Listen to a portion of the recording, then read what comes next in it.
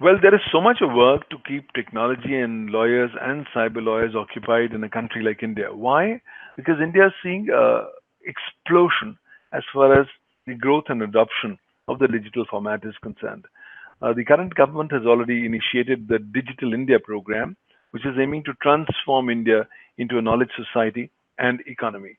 Having said that, more and more people in India are now today using social media, and over the top applications. This effectively means that almost everybody who's on the internet today has ceased to be a normal user. They've all become a global author, a global transmitter, and a global broadcaster of data. And Indians are increasingly realizing one thing, that they are very fertile in terms of generating data. Already, the entire quantum of data that human civilization had actually generated from the beginning of civilization till 2003. That entire quantum of data is what the world produces every 2 days. And Indians are very prolific in terms of producing all kinds of data. India specifically is a WhatsApp nation. WhatsApp connects and unites Indians, and Indians invariably keep on publishing, transmitting, forwarding all kinds of information and sharing them on over the top applications like WhatsApp. In this context, it thus becomes important to understand that somebody or the other invariably lands himself into or herself into trouble. So, most of the time, Indians find that they are being targeted by online frauds, by fake websites, fake recruitment scams, online scams. They'll end up losing their money in fictitious, fraudulent transactions, or they would go to websites which will actually offer unbelievable discounts, and they would use their credit card details and find themselves in trouble. So, technology lawyers and cyber lawyers are busy trying to give advice to these people on how they can get their monies back. A lot of time, these elements involve criminal designs and intentions. In fact, cybercrime as a phenomenon has grown massively in India. In fact, in India, we've begun to see cybercrime emerging as a cottage industry.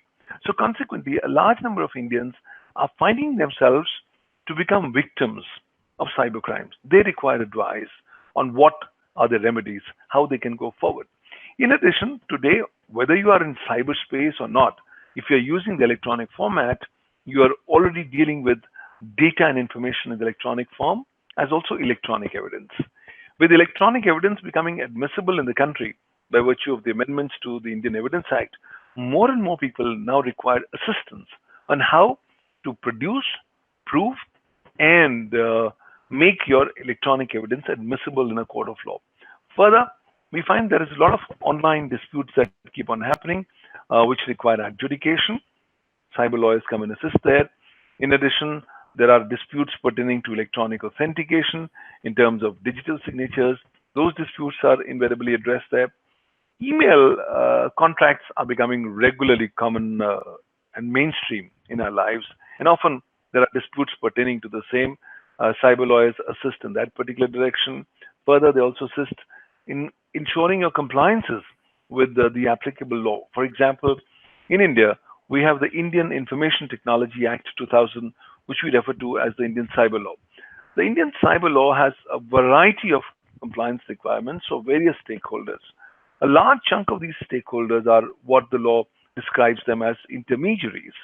So, any person who's a network service provider, an internet service provider, a web hosting company, an online auction portal, a payment site, cyber cafes, search engines, or online marketplaces, these are all intermediaries.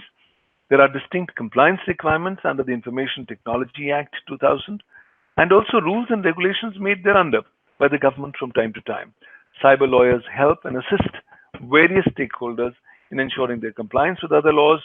Further, if somebody gets straddled with the litigation, cyber lawyers help them in defending the litigation. Also, if you have to institute a litigation based on a cause of action that's arisen in cyberspace or in the electronic format, the cyber lawyers and technology lawyers assist you in that regard. Often there are technology of transfer agreements that have to be carefully negotiated, discussed, and analyzed. Lawyers in this regard help. Further, today, because cyber is so much an integral part of companies' lives and their day-to-day operations, companies are increasingly requiring legal support on how they can be seen to be compliant with the cyber security related compliances in the country. And effective, for example, from 4th of January 2017, the Indian Computer Emergency Response Team of India has mandated every corporate, every service provider in India, as also every data center in India, to mandatorily report certain specified kinds of incidents as cybersecurity breaches. And non-reporting of that has been made a crime. So cyber criminal lawyers help in ensuring compliances, in giving proactive advice so as to limit your exposure under the legal consequences and the legal frameworks, and give advice on a variety of day-to-day issues, including on mobile applications, third-party data, electronic commerce, electronic governance, and a variety of related things in the cyber ecosystem as a whole. So I think the hands are full for a typical cyber lawyer, and he has so much to do and so much to accomplish in terms of giving proper service to his or her clients.